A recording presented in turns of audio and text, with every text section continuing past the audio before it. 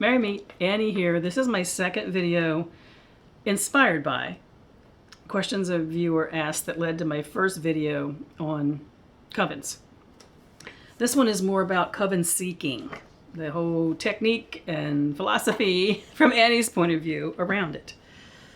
I wanted to mention at the beginning of this video, if you're a solitary practitioner, I think there's value to this video also for you, because let's say it can be as much as what we seek in community as we seek in specific covens. So if you're looking for a good chat group or a good cute YouTube community or Facebook community, or in some way of being in a group of those who have a name that you relate to, some of these things are worthy of your consideration. We can be so eager. We go out there and sign up for every group under the sun, and we aren't a good fit everywhere. And I think that a lot of the things I'm going to mention actually would be applicable to not only the way we connect with community in general, but also some of the questions might ask us to stop and consider how we would answer them for ourselves personally. And that helps us to see where we are in our practice, maybe deepen it, maybe question some aspects of it.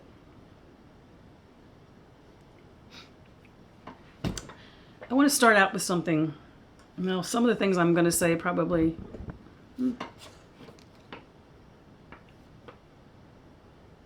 some of the things I'm going to say have been said. Maybe everything I'm going to say has been said. I haven't seen something done on the reasons not to seek out a coven. So I've got a list in front of me, probably be referring to my list pretty regularly in this video. Reasons not to search for a coven. They're not going to fix your life. They're not going to fix you. They're not going to fix your relationships. In fact, most have an expectation that you're working those things out on your own. Covens are not group therapy. They won't provide all your spiritual needs. If they claim to, no, just don't even consider them. They can inspire you to develop a greater relationship with mystery or deity, but again, you need to work on that yourself. Don't reach out if you're a taker. It's not about your taking. Understand that you are going to be asked to commit to a relationship where you will need to be present and open, if not vulnerable, and make a complete and total offering of yourself to circle. Don't search for a coven if you don't want to put in the time and effort that is part of it. More about that when I talk about time commitments later. Know ahead of time. There's rituals, there's driving time, there's study time, there might be socializing time. It might not be close to your home. Add driving time to that. You need to know that you can make time for this experience within your busy life. Don't seek out a coven if you're looking for a personal guru, or if you think someone leading a coven or in it is one. This is not about personalities, my friends. It's about what happens when we come together. Don't seek out a coven if you think you're going to find a personal fit, a perfect fit. You're not going to. We're human beings. Whether there's 3 of us or 20 of us in a coven, it doesn't matter. There are 3 then up to 20 or more, according to the nature of the coven. Perspective and life experiences that are offered to that circle. It's not going to be a perfect fit. You want to find the place you fit the most comfortably. Don't seek out a coven if you are unwilling to grow and evolve. It's part of the practice. It's part of what you do. It will be part of who you are becoming. Don't think that you can't be a witch if you're not in a coven. Some of us flourish as solitary practitioners, and there's lots of reasons for that. Maybe that's another video at some point. But don't think that you cannot fully experience aspects of your personal power and what you can manifest without being in a coven. Does a coven deepen it, maybe make it greater? Well, because I like to be covened, I would answer yes to that. But don't think you can't be a witch alone. Don't Look for covens if you think it's going to be easy. It is not going to be easy. It is going to be difficult, if not downright hard, on many levels. The joys far outbalance that, says this one. This one might seem obvious, but I'm going to go from people I've met in public, open circles, maybe more than I have in more private environments. Don't seek out a coven if you don't like people. You don't have to be the social heart of a gathering, a social butterfly or an extrovert, but if you don't like people much, then being covened isn't the thing for you. You're probably meant to be a solitary practitioner. And don't seek out a coven if you're in a hurry. Finding one takes time, and the process of determining, even when you've found one, whether it's the right one, takes time. So, questions to ask when considering a coven. And like I said, you could also turn these into when you're considering being involved with a group, or whether you want to stay involved with a group, or whether you are remain committed to or want to shift things in your personal practice. So I probably put these in categories, and there's no logic to the order of the categories. Deity. Are you willing to fully explore the coven gods? You can't just have a blank acceptance that they're the coven gods. You have to really be willing to work to come to an understanding and a relationship with them. Now, in some covens, you're not going to know who the coven gods are until a certain length of time passes in your relationship to the coven. So know that. But I think most contemporary covens at this point, you know pretty early on, if not right from the start, who their coven gods are. You want to know why they've chosen those gods. I think it doesn't work out well if the answer to that is a priest saying, well, we've chosen this particular god because he's my favorite. Well, unless that particular god works well communally, plays well in the sandbox, more or less, the fact that it's the favorite of the priest or the favorite of a priestess, whether it's god or goddess, either way, isn't a good enough reason for me. Oh, it's a good enough reason why it might mean something to them personally in their own practice. But taking your favorite deity and turning into a coven deity has not been, to my experience, the best thing you can do on behalf of a circle. How are those gods related to each other? I'm not saying your gods have to be from the same pantheon or be somehow a partnership, but there has to be some blending and swirling and co-creation aspect of who they are in circle. Are you expected to devote yourself to those gods exclusively? I've run into different things about this, that there are coven gods and what happens in the coven, and it's kind of like what happens in the coven stays in the coven. And then there are other covens that they believe that those deities should be the deities that you work with in your own practice. You know, some of these things are red flags to me. That happens to be one for me personally. I'm not saying that I wouldn't honor coven deities privately in my own practice, but there's reasons why other gods are more present to me sometimes in my private practice. Aligned energies to the coven, next topic.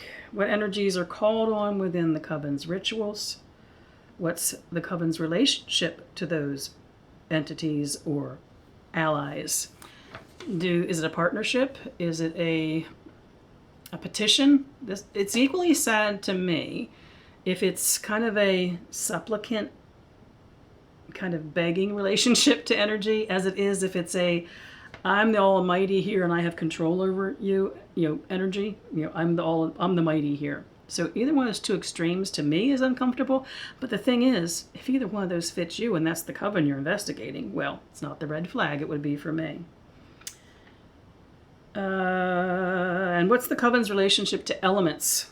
Assuming they work with them, although I put this down here and I thought, well, why wouldn't they work with the elements? But that's an assumption on my part. But what they name the elements, how they embody them, how they call them, it could be very important, either a fit or something that's off-putting if you have the courage to explore it. The workings of the coven. What's the focus of the group's magical workings? Covens come together to manifest change. What do they focus on? Some covens might be healers. Some might work for world peace. Some might work only on behalf of the interests of the coveners themselves. Do they even do workings? No matter what they call them, workings, magics, group spell work, whatever they call them, do they do them? And when do they do them? Do they do them at every single ritual?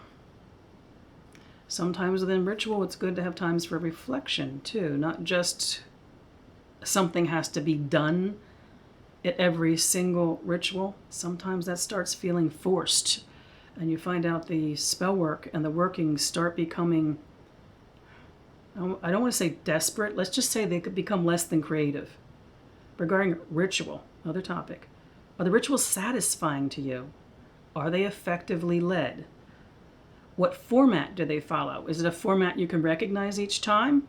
Or do they even follow a format? And I'm not judging either one of those things, but by nature, if you want to go in a familiar flow each time, even if some things change, but there's a structure you recognize, if that feeds your soul, that's good. But you might be somebody that just wants something different, something that excites you in a different way each time. No judgment. You do want to understand what the difference is. Is something accomplished within the rituals? I mentioned that, I think, in my last video. Something needs to be changed at the other end of a ritual. Some work has to have been done within it. It could be just that you honored the gods. It could be just that you come away better, wiser, more expanded into the possibility of your living. It could be that you do a working to a specific end. Do you leave rituals changed? Are you different when you leave them than when you come in? Another topic, beliefs and ethics. What are the coven's core beliefs and ethics? And do yours match? You can't pretend an ethic and a core belief. Where does what you already do, what you already believe in, fit with those beliefs and ethics? And where is the rub or the non-fit in that? Will you be respected for the wisdom you have? You arrive with a lot of wisdom and life experience. And is that something that is embraced and taken into the energy of the coven? I wanted to put in something about acceptance, knowing that we human beings experience being human in so many different ways, and I couldn't quite find the right words that I wanted to. That I'm triggered by wanting to put something in here because a couple instances of close friends of mine, not in my circles. My circles have always been all inclusive and all welcoming. But I had a gay friend who did not feel comfortable in what felt like a very heteronormative kind of coven. I also had a friend who was transgendered who felt uncomfortable and not welcome. So I stole something actually from my Unitarian Universalist church that's part of how we express how we welcome in our place of acceptance. And it says, acceptance regardless of race, physical ability, socioeconomic status, gender identity, whom you love, and any other human characteristic. And by that, I don't necessarily mean that if you're gay, you want to make sure that you will be welcomed as a whole and contributory member of the coven, but also if you're not gay and they have a problem with that, do you really want to be there? Oh, I want to say, unless you agree with them, oh my gosh, I hope you don't, but yeah, I'll leave it at that. Promises, oaths, and privacy. What are the coven's expectations of secrecy and why? It's okay to ask why. And how much are they willing to share with you in advance? Now, you may be in a situation, not uncommon, that you learn as you go. You can't expect that all these things I'm mentioning will be answered for you in attending one open circle or one study group. These are the kinds of things you have to have in mind to have answered before you become comfortable going farther. But you can't expect to be, all these things don't get answered in the first get-go. I want to make that clear. Coven history. What's the coven's history? What's known publicly of their leaders and teachers? What's their knowledge base? Were they taught from a tradition?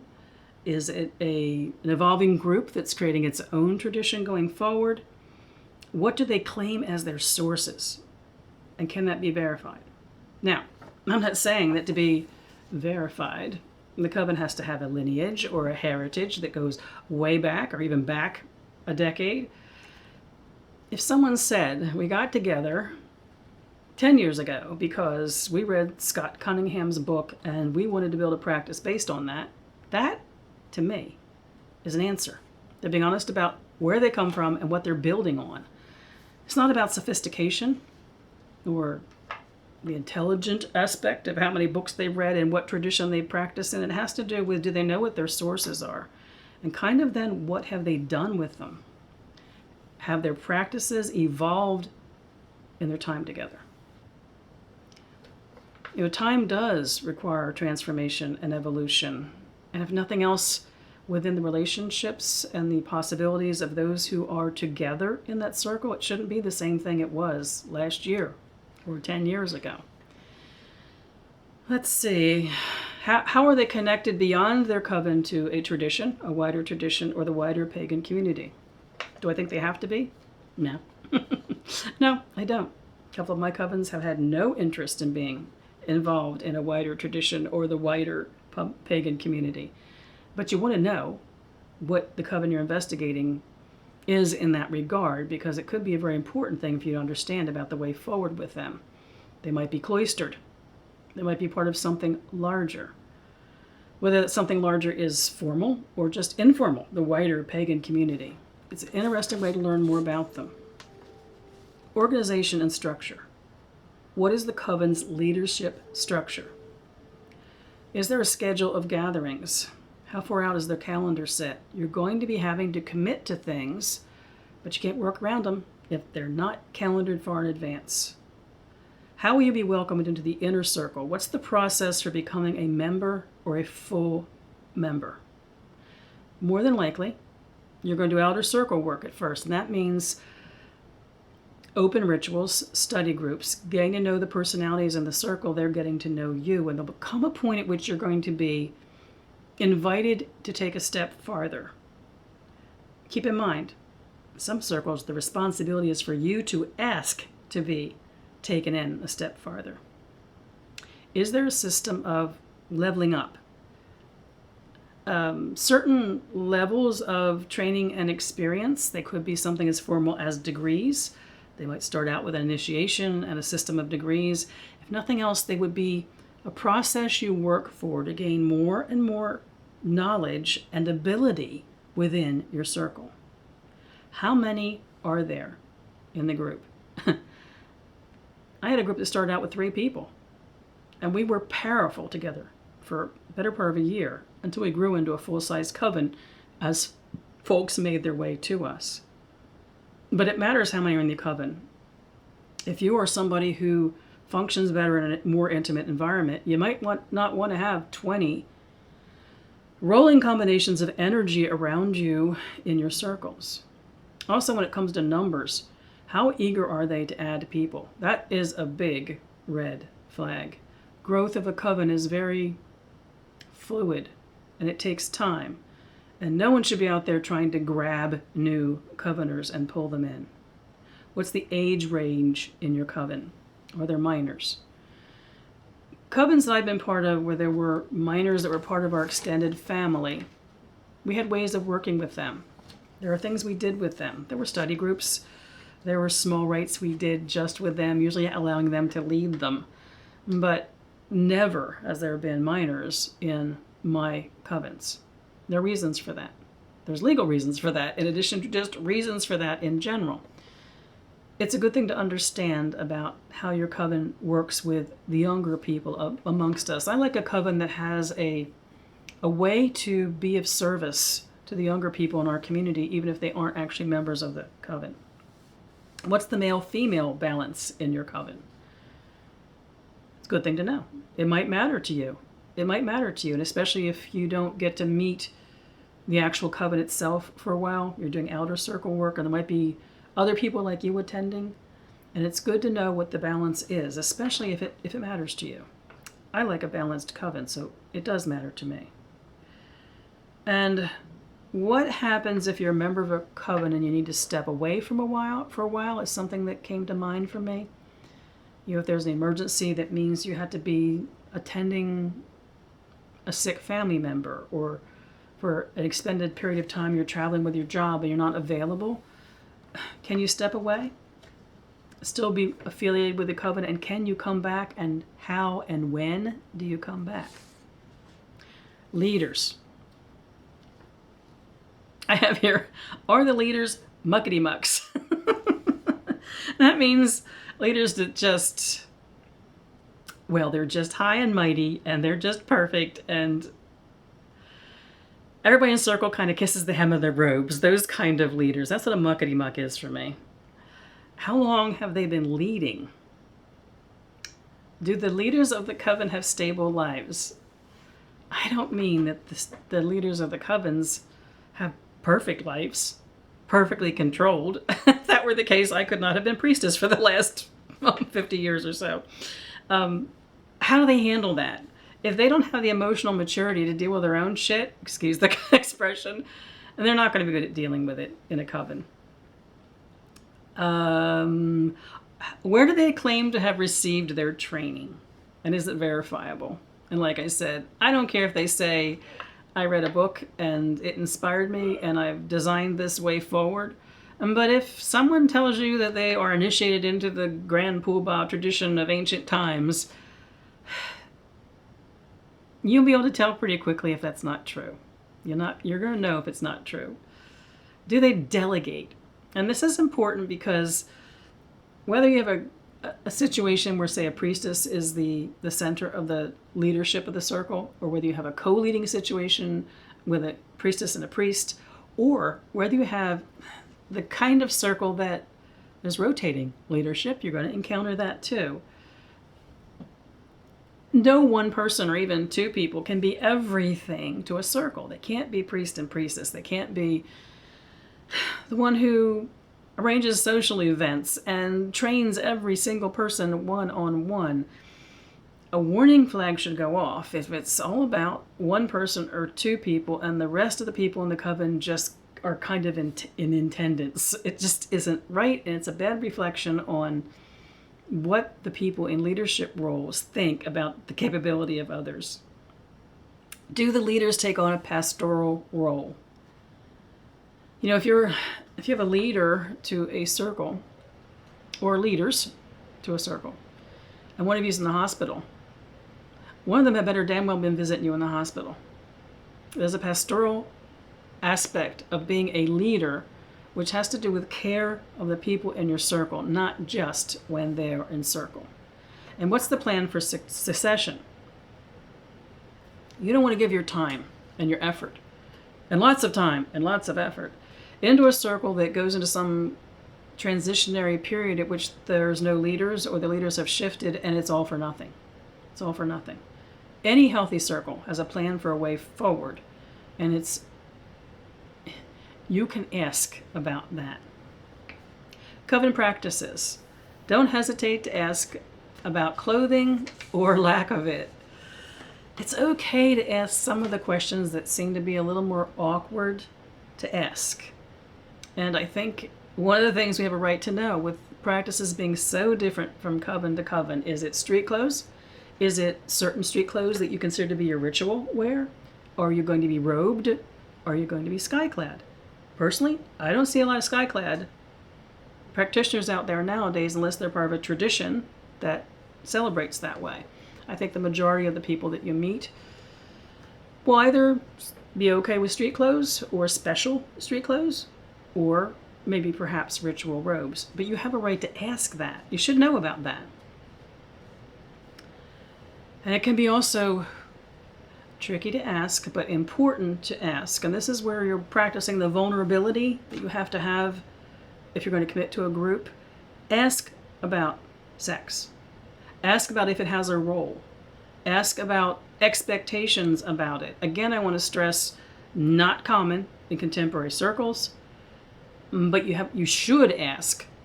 You should ask for your own safety, for your own comfort level, and deeper understanding, if indeed it is part of a circle, why, and what expectations are around it. I think equally alcohol and drugs might even enter that discussion. For instance, if you've struggled with addiction to either one of those things, or for any reason abstain,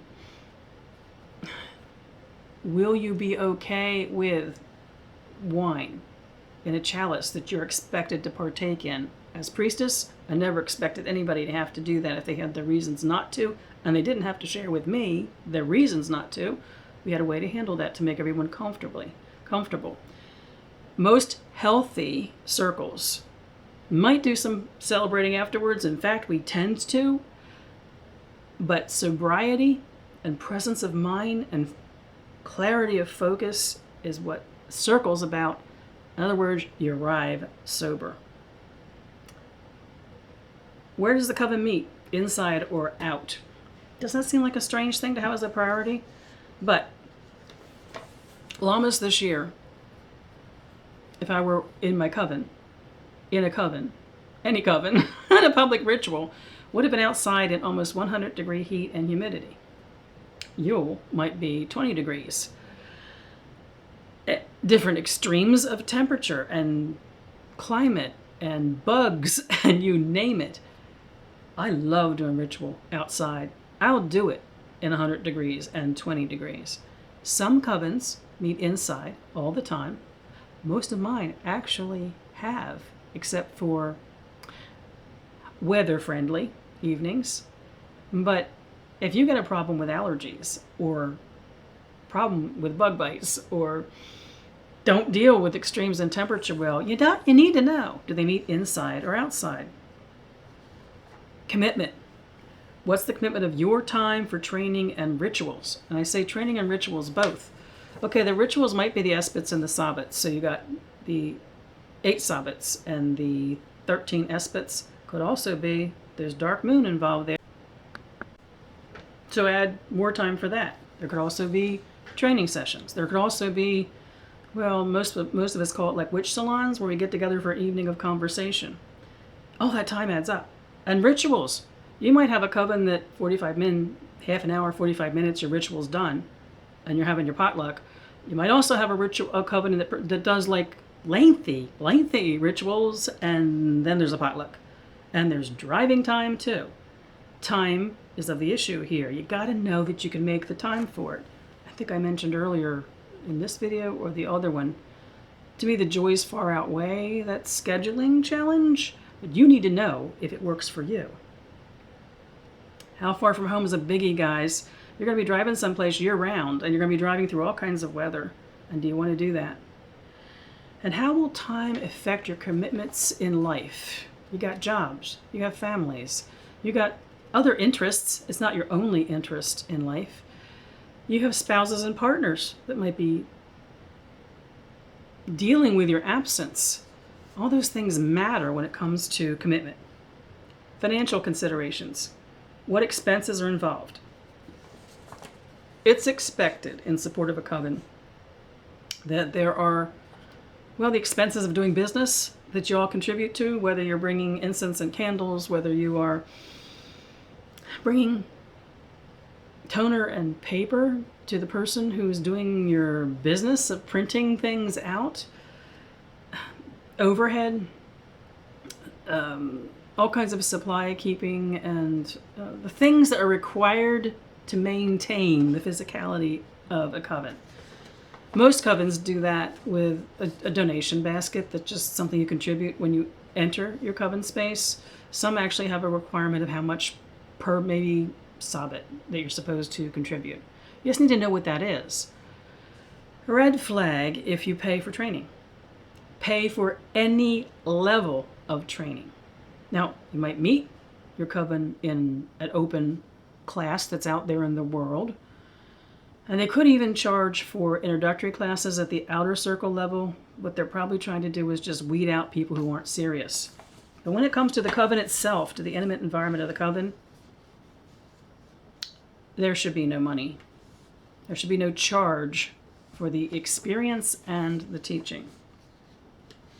If you don't agree with me on that, share it in the comments. That's an interesting one. I'm not talking about, well, people like me at Patreon who are now offering certain services to people for a certain amount of money. I'm talking about within the intimate confines of your coven being charged to be taught. I am so against that. It's one of the reasons why I've struggled with even having a Patreon account. That's not where I come from. I think it's a red flag. I had down here, if classes within the intimacy of your coven cost money, run the other direction. Training. Who's going to teach you? Is it going to be one person, two people, the whole coven? There can be teacher burnout in a coven if there's a person responsible for training every single person that comes into it, even if there's not new people regularly. Remember I talked about delegation earlier? There should be folks within every coven who have areas of expertise that will spend time with you in your study period with the coven. And there should be levels of training, whether when you're demonstrated proficiency that you move on to something else. Did I mention this yet? Be wary of a coven that when you ask them what their structure is, they say, well, at the end of a year, you'll become an initiate. And at the end of a second year, you become a first degree, or whatever they're calling it. They have a little plot and plan for you. That's also something to watch out for, because you're only going to move on to deepen your training and experience with the covenant when you're ready. And if there's some forced structure that says, this is when this happens, this is when that happens, I really think that's a red flag. What do you think about that if you've been experiencing that? What areas are you expected to become expert in? You know, some covens think that you should be an expert in everything. Everything. Every witchy topic possible out there, from stones to herbs to astrology to, well, you name it. It can go on and on. I don't want to go too far into that because it doesn't reflect on any of the covens I've been part of. There's a difference between having understanding of each one and being guided by anyone in the coven who is an expert, than being expected to be an expert on every single thing. It keeps you from discovering the place where you are at your best and have the best skill level and understanding, and where you can grow that into depth. You know, we had in my first circle, someone taught me tarot, somebody taught me astrology, somebody taught me stones, and somebody taught me herbs and runes. And through that experience, there were the things that became my things. If you're expected to be the one who knows everything about everything, no, it doesn't allow you to be who you are, unless you're the kind of person that can know everything about everything. And I mean this respectfully, I've encountered some of those, not me. And what other opportunities are there for you within the coven? Ways to participate? I don't care if it means you come in and vacuum up the ritual space beforehand to help it. I don't care if it means you are assigned quarter calls or activity within the circle, or you're responsible for the kitchen, for the potluck. What opportunities are there for you to give to the circle in that kind of tangible way? Personal growth. Opportunity to take on roles within the coven. Can you be within the coven going forward? How does that evolve and change? And how will you be better for being part of a particular coven? There's a self-transformation, evolution, exploration of possibility that's part of who you are in a group, because it's who you are becoming. And you need to know early on how you're going to be better for the experience. The community of the coven. I don't know if this is one I've seen anybody cover out there in any way, shape, or form in the years I've been thinking about these kinds of things. How does that coven interact as a group? It's something you get to see in those open circles and training groups, study groups that are early on. What's the feel you get for them as individuals? You're going to be in circle with these people for a very long time. I'm not saying you can't think every one of them is going to be your best bud. Just fall in love with each of them individually as you meet. They might not be feeling that same way about you either. But how comfortable are you with them generally as individuals? I remember a circle one time that there was one person I found particularly off-putting. It was okay. It was one person. I never did really work out like a relationship with them. I wasn't priestessing this circle, by the way. If I were priestess, it would have to be different. I was just in the circle. and it was rather casual circle. And my relationship to the others carried me, and I never really had a problem, but I wouldn't want to be in a coven full of people that I felt that way about. Is there room for your quirks in a circle? You are you, my friends. You don't change to conform to some expectation of who you are in your essence of your you-ness. And we all have quirks. We all have quirks. And will yours be acceptable? Do you feel respected? I call this the grasshopper syndrome. We've all presented ourselves to circles, or a lot of us have, especially early when we're younger and learning. And we get the feeling that those who've been in it for a while, and especially the leaders, are patting us on the head going, dear, dear, dear, dear. I call it the grasshopper syndrome, where you're the little nothing that has to be. Your empty chalice of a brain must be filled. Nah. You come knowing good stuff and powerful in your own right, and you deserve to be respected. The story that you tell of who you are should be respected. What are their attitudes towards others in the pagan community? I personally am uncomfortable if they spend a lot of time complaining about everybody that they don't think is them. I think it's something you have to be aware of to know how you feel about, and it gives you an idea about the ability they have to connect to something greater than them. Do coven members socialize outside of a circle? Some circles don't even permit it. It's coven work only. Maybe a potluck afterwards, maybe not, and nothing in between. There's reasons why covens have determined that. Kind of, in a way, might prevent interpersonal problems over time. My thing is, if you're not close enough that you can get by life without having interpersonal problems come up, well, then whoever's leading your coven hasn't done a really good job of addressing issues as they come up. If you leave your coven, do you have to disconnect from social connection to them? There's one for you. These people can become important in circle. They might become very important at a social level. If for some reason you have to leave your coven, even if it's a good reason, can you handle the fact that that coven may have a guideline about no contact afterwards? It may not have that guideline. It's a good thing to know if they do. Do they socialize with other covens? If they're part of a greater tradition, they may. They may do it in festivals and other environments. It's just good to see how they interact with others. What's their attitude towards non-pagan family members? Maybe I'm hyper to that one because I have a non-pagan family member, my husband. I have always been most comfortable with circles who a few times a year have some kind of a celebration that includes, we used to call them the outlaws in the coven I was in before we moved here. Even if we withdrew for ritual and all the husbands and wives and partners and friends that were not part of our circle were out having a good time, getting the barbecue ready or whatever, and we joined them afterwards. We always had a big Yule celebration that involved our outlaws, and in fact, my current coven does that same thing. You know, these people are part of your life, my friends. If you have children, are there activities for your entire family to get together outside of ritual, perhaps, more than likely? But how are your familial relationships part of that community experience? You just can't separate from home and family and loved ones and go off to be something someplace else. I don't think you can. Are they lighthearted by nature? A friend of mine was all excited because he'd found a coven to explore where he lived, and he was okay with a couple of the public circles, and he started then spending some more time with them, and he called me on the phone, and he was brokenhearted. He says, I can't have anything to do with these people.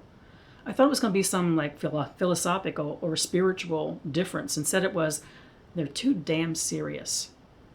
I get that.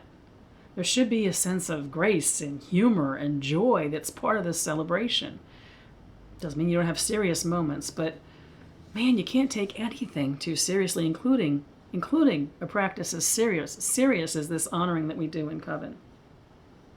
What do they call themselves and why? We have all these labels: witch, pagan, Wiccan, on and on and on. Do they consider themselves to be pantheists or all the other ists that's out there? The reason I say this is, in a coven, you might find, if there's 13 people, there are 13 different relationships to those labels. And asking people what they call themselves and why is probably the easiest and the quickest way to find out what you have in common with them and maybe where the rubs are, where there's a little bit of a, maybe I'm not quite so comfortable with that. Basically, it comes down to this. Can you verbalize what you want from a coven? Do you know what you want? This long list of things that I provided. By the way, the long list of things that I provided will be attached as a document on my Patreon page, link below.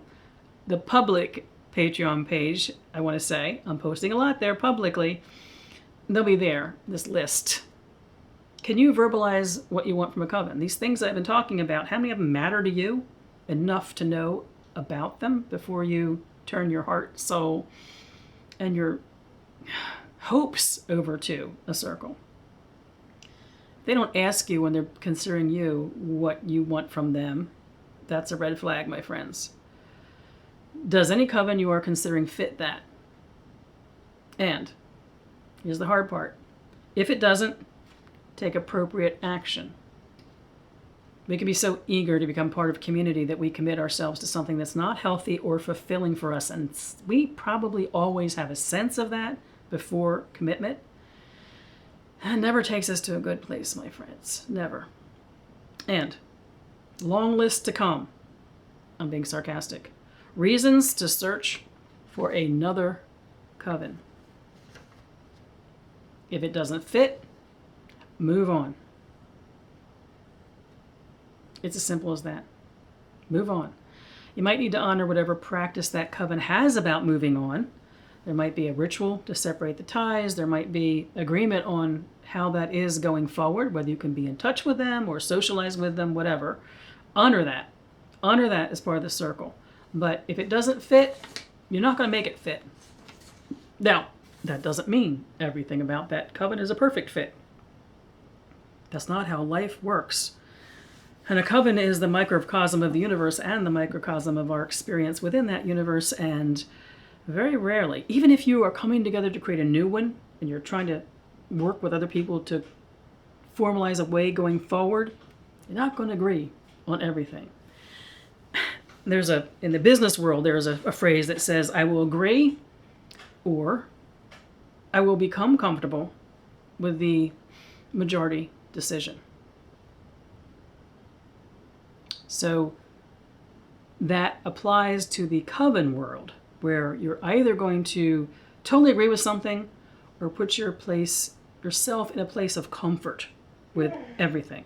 I would warn, if something makes you uncomfortable, you don't feel safe, you feel disrespected,